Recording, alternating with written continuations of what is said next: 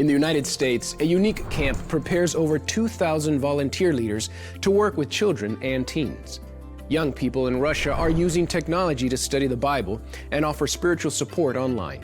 And in today's episode, see how music and medicine come together in a partnership between Adventist hospitals and an opera company. Watch as ANN starts now.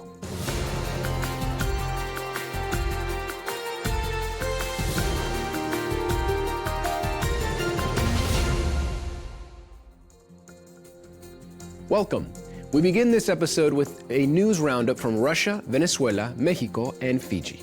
In Russia, young people and pastors received training in digital evangelism at Seventh-day Adventist University. There they learned how to use online tools to offer spiritual support.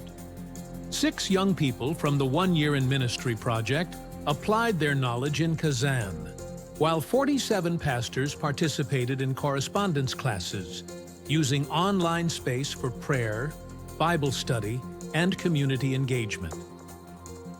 In northeastern Venezuela, hundreds of Seventh-day Adventists delivered over 5,000 books. Titles such as Live with Hope and Hope Beyond the Crisis included QR codes for additional digital content, helping recipients deal with stress, anxiety, and family challenges. In Mexico, Montemorelos University celebrated 50 years of its medicine program. Founded in 1975, it was the first Adventist medical program outside the United States and the second in the world. Since then, it has graduated over 2,100 doctors from 65 countries, many of whom are serving in hospitals, clinics, and missions around the world. The program maintains continuous accreditations and is among the most respected in the country. Currently, it has around 700 students from 34 nations and over 200 professors. In Fiji, Fulton Adventist University College has received provisional authorization from the nation's Higher Education Commission to operate as a university, while the corresponding bill is pending in Parliament. The institution has 120 years of history. It serves students from 11 South Pacific countries and offers courses in theology, education, and administration. Loma Linda University Children's Hospital has been recognized among the best in the United States for the 5th consecutive year. Loma Linda University Children's Hospital has been recognized by the U.S. News and World Report as one of the best children's hospitals in the United States for 2025 to 2026. In the ranking, the hospital ranks 8th in California and 9th in the Pacific region. Specialties such as pediatric cardiology and cardiac surgery ranked 18th nationally, while pediatric urology ranked 42nd. According to Peter Baker, the hospital administrator, this recognition reflects the dedication and care of the entire team, who work with excellence and Christian inspiration in every patient care. The U.S. News ranking evaluated 118 children's hospitals nationwide, considering clinical outcomes, best practices, and quality of hospital resources. According to experts, being among the best means providing high-quality care for the entire community in the region. Now let's go to southern Peru, where the Seventh-day Adventist Church held a training that gathered over 50 participants. The program provided practical guidance to strengthen community work and inspire actions of hope in the Andean regions.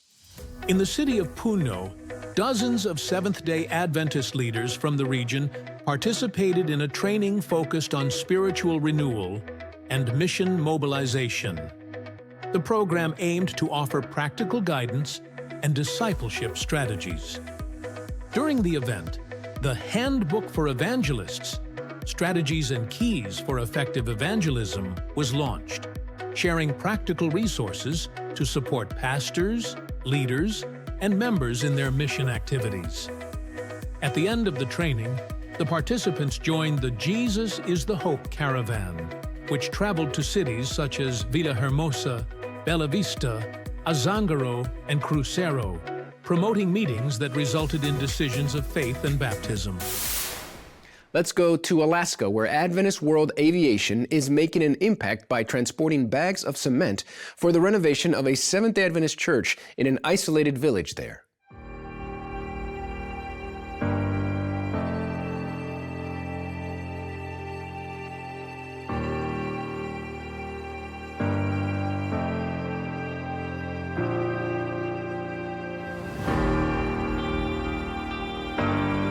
We're out here in Togiak, Alaska. It's at the kind of the head of a little bay here, but there's no roads into this location. Just the airplanes and the boats get into here.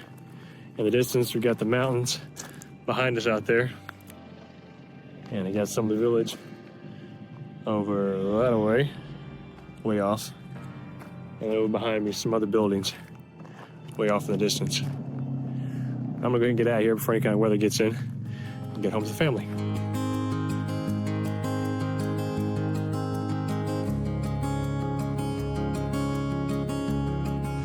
So we're here at the Fairbanks Airport, Fairbanks, Alaska. And we're getting cement back to a village. I'm sitting in a plane, just did a pre-flight, checked out everything, checked my weight and balance, and right now I'm getting ready to take a load of cement over to a church in a village off the road system called Togiak. And they have a baptistry that's going to get worked on by some missionaries, and they requested some cement. So I brought this down from Fairbanks when I brought the airplane, and we're going to fly it over to Togiak, along with a box with some donated lunch boxes from the Dillingham Church. And they've been sitting around waiting to go over to Togiak for quite some time, so we're glad we're able to take a few of those over on this trip.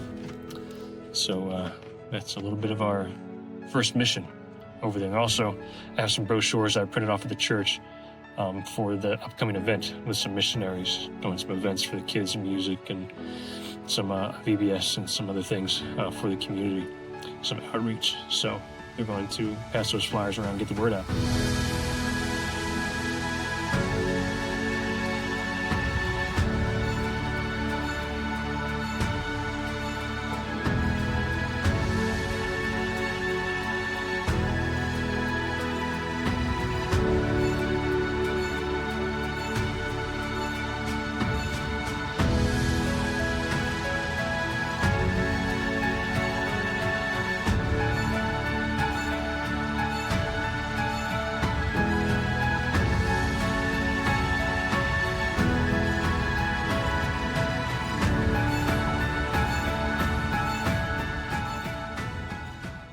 Adventist World Aviation is a supporting ministry of the Seventh-day Adventist Church. It was established in 1995 to serve missionaries in remote areas. With a fleet of over 20 aircrafts, the organization operates in countries such as the United States, Canada, Philippines, Nicaragua, and Guyana, providing support to isolated communities through air transportation, medical assistance, and community programs. Let's listen to the story of Dr. Cortez Belen, a doctor from AdventHealth in the United States who is impacting every patient he meets. My healthcare mission is pretty much an extension of the way I was raised. My mom was an emergency room nurse for pretty much all her career. There was no other option. There was nothing else that fit what I wanted to do, because I wanted to do emergency medicine, because I wanted to take care of people. I can help my Hispanic patients when I walk into the room and they are able to communicate freely with me because of my ability to speak to them in Spanish or in English. My involvement in the community is an extension of me taking care of others, because that is what fulfills me. Perfect example of this has been my job for the last 20 years with Habitat for Humanity International. 20 years ago, when I was struggling with weight, one of the tools that I found was cycling. Now I am part of the Masters Team USA on the sport of duathlon, and I have participated in 3 World Championships. I can now have the stand in which I can tell you, you want to be better, you need to change your life, because I went through it. So now I can tell you, I need you to do it.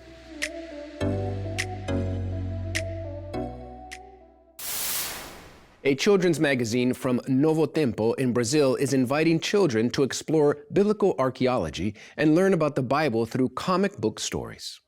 Rodrigo Silva in Discovering Treasures is a comic book that combines archaeological curiosities, biblical stories, and interactive activities for children ages 6 to 9.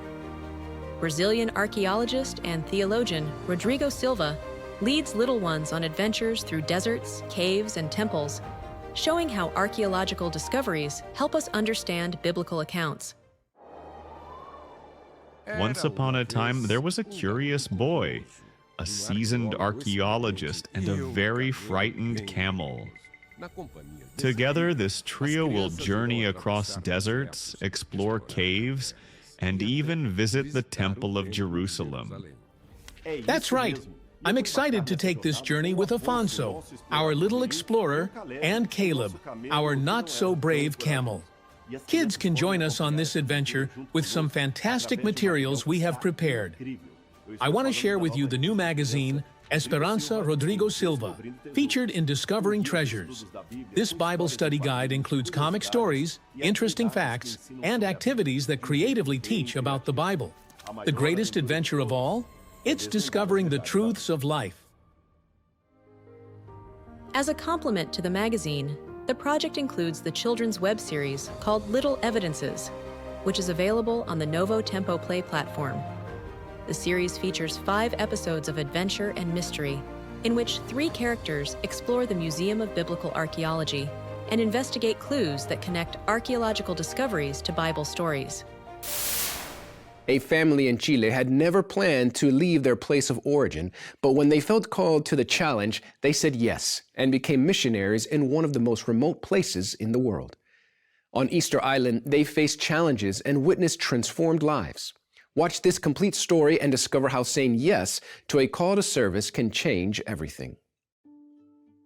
Alvaro and Natalia lived in Chile with their 3-year-old daughter, Catalina.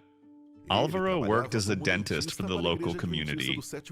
She worked as a physiotherapist at the Adventist University of Chile.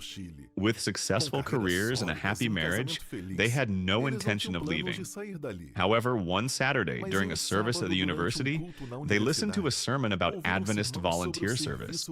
Then they wondered, can God truly use our family? We felt like the Lord was speaking directly to us. In that moment, we exchanged glances and knew we had to say yes. They signed up, and just 2 weeks later, they arrived at Easter Island, one of the most remote places on Earth. Food was hard to come by. Language barriers created challenges. The local residents were wary, and the Adventist Church had only 10 elderly members. When we arrived, we wondered if we had made the right choice. We were used to having our own home and a car, but when we got here, they assigned us a house. We had to buy bicycles, and we started riding them everywhere. Everything felt very different.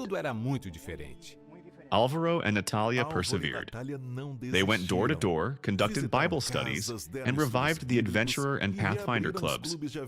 They began with 25 children, but before long, their group grew to 95. The families gathered together. Before long, a child and her mother were baptized. By the end of the year, as they prepared to return to the mainland, the church had successfully trained and equipped local leaders for the mission. We came back as different people, which feels strange because we returned to the same place and the same jobs, but we were definitely not the same anymore. They never intended to become missionaries, but God had other plans, and that changed their lives and Easter Island forever. There are tough times. We may cry, but we also find reasons to laugh. When we trust the Lord and let Him take charge, He paves the way for us. So, we need to be bold. In this quarter, your missionary offering will support the training and equipping of more missionaries at the Adventist University of Chile. Individuals like Alvaro and Natalia, who are eager to follow wherever God leads them. Now let's go to Bolivia, where more than 2,800 people were baptized in 2 weeks. The Adventist Church in Bolivia actively participated in the Week of Hope, the Revealed Truth, an evangelistic event that spread the message of salvation throughout the Bolivian territory.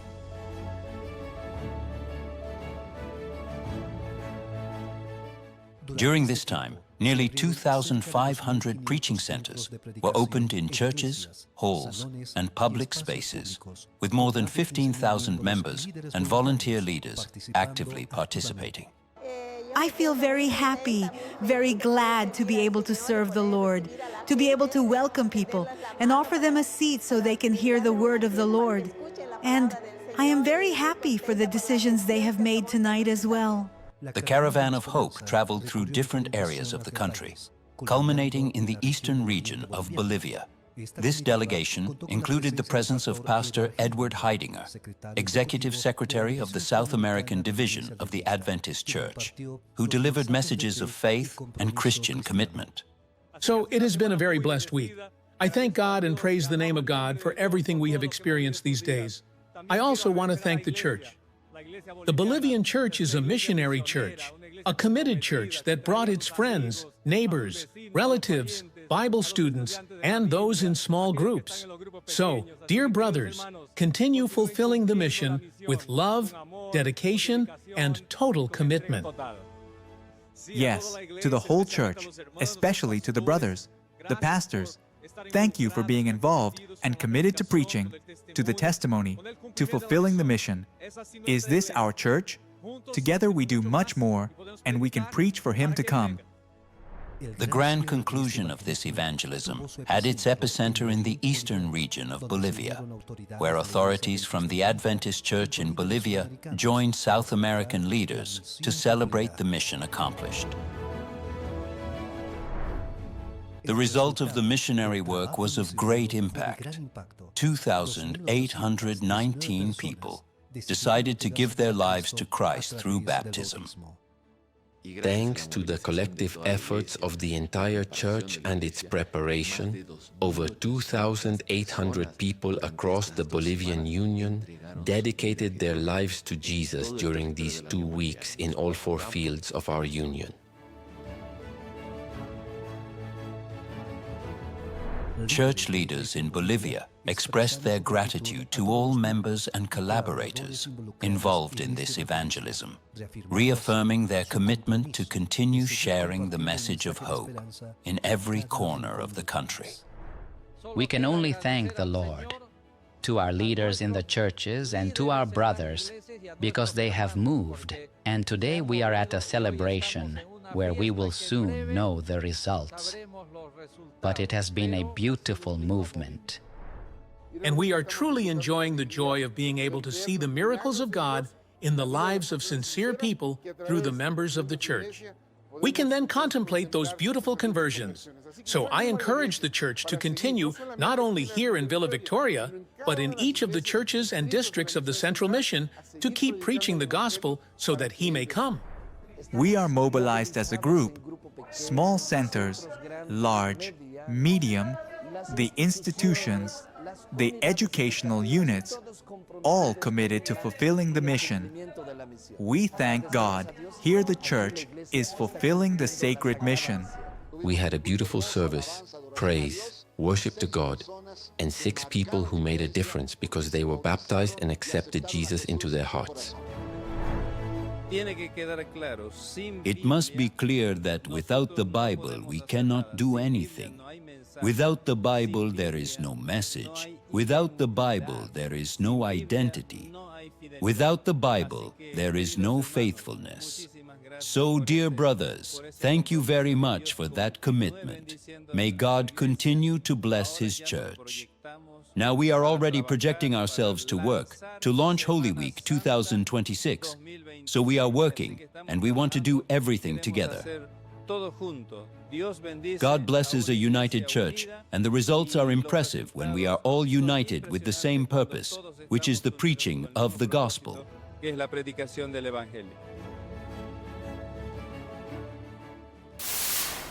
In Mexico, over 900 Adventist leaders gathered to renew their commitment to the mission of the Seventh-day Adventist Church. Themed Jesus is Coming Back, the meeting reinforced bold goals and a focus on small groups.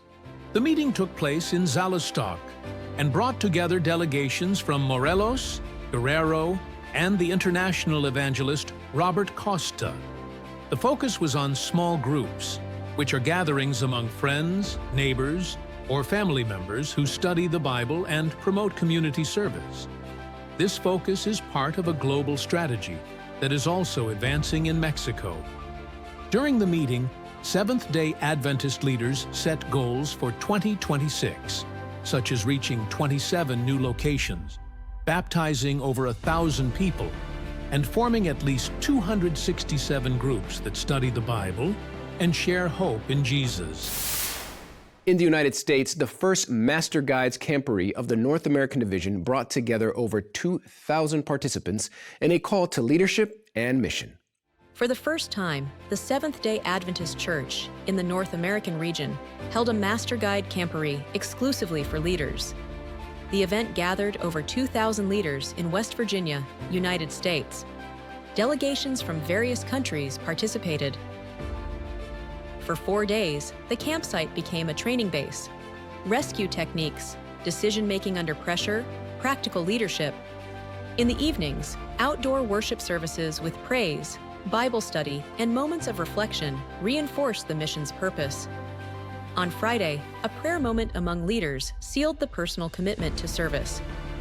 Saturday was marked by the investiture of dozens of new Master Guides in a program that recognizes and prepares young people committed to the training of pathfinders, adventurers, and youth-focused initiatives. The organization is now working to make the event a permanent part of the Adventist calendar in North America. From the forest to the streets, a traditional race brought together women who have overcome cancer and hundreds more who run for those still in the fight against the disease. The event, organized by the AdventHealth Network, marked Pink October. Florida became the scene of a mobilization against breast cancer. More than 1,500 people participated in the Pink Army 5K race. Among the runners were women who have overcome breast cancer. They returned to the track to encourage others to seek help and keep up with their exams. By 2025, the estimate is for over 300,000 new cases of breast cancer among women in the United States. In addition to raising awareness, the race also raises funds to help residents of Flagler County access exams and treatment. The initiative is from the AdventHealth Hospitals Network with support from the local conference. The race takes place every year and has become one of the largest health mobilizations in the region. Maranatha Volunteers International promoted another edition of the Ultimate Workout in Paraguay, bringing together teenagers from different countries in service and faith activities. During the project, the youth were involved in construction, community activities, and worship moments that deeply impacted the missionary experience.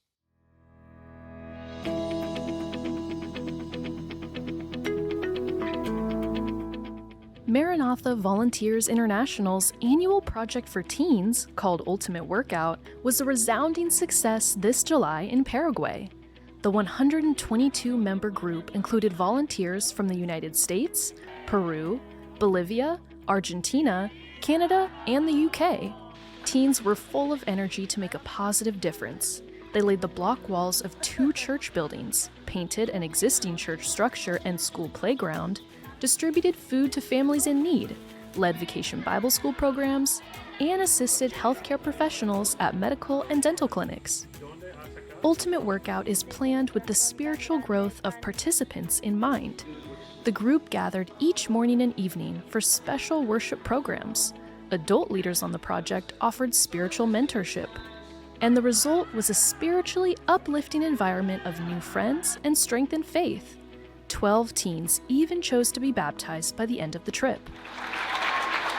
Maranatha Volunteers International is a supporting ministry of the Adventist Church that mobilizes volunteers to build churches, schools, water wells, and other urgently needed structures around the world, including North America. Maranatha's work in Paraguay began from 1988 to 1989 with the renovation of a church building, and continued in 2001 to 2002 with the construction of church structures and classrooms. Today, Paraguay's Adventist Church membership is roughly 15,000, but this number is unlikely to grow without more reliable places of worship. Maranatha returned to the South American country in 2024 to meet this need.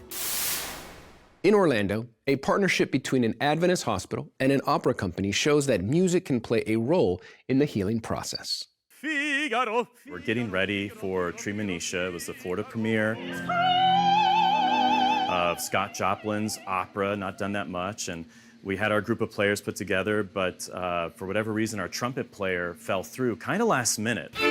The AdventHealth Orchestra extends the healing ministry of Christ through music. We have doctors, nurses, our music therapist. When I got the call, I recommended either of my trumpet players because they're both fantastic. And Lauren happened to be available. It was a really great experience for me. I had never heard of that opera, and so I was just exposed to something brand new that I really loved. And I got to give her a lot of credit. She jumped right in, a true professional. The conductor loved having her. I mean, she knew her stuff right from the get-go and did not miss a beat. Music to me is a way that I can express myself and pour it all out somewhere that brings me a feeling of wholeness. AdventHealth has supported us in so many ways. They are the official healthcare provider for Opera Orlando. They have provided vocal health seminars for our youth company, for our studio artists. AdventHealth cares for their employees, for their patients, and the community around us. Everyone that comes in this room comes in to play an instrument, to do their very best, and to be a part of something bigger. And I think it's a great example of what we can be as AdventHealth. These were the news stories from ANN this week. Watch the full program on Hope Channel, Saturdays at 6:30 in the evening. To learn more about the Seventh-day Adventist Church, visit Adventist.org. For more inspiring news, visit Adventist.news. See you next week. God bless.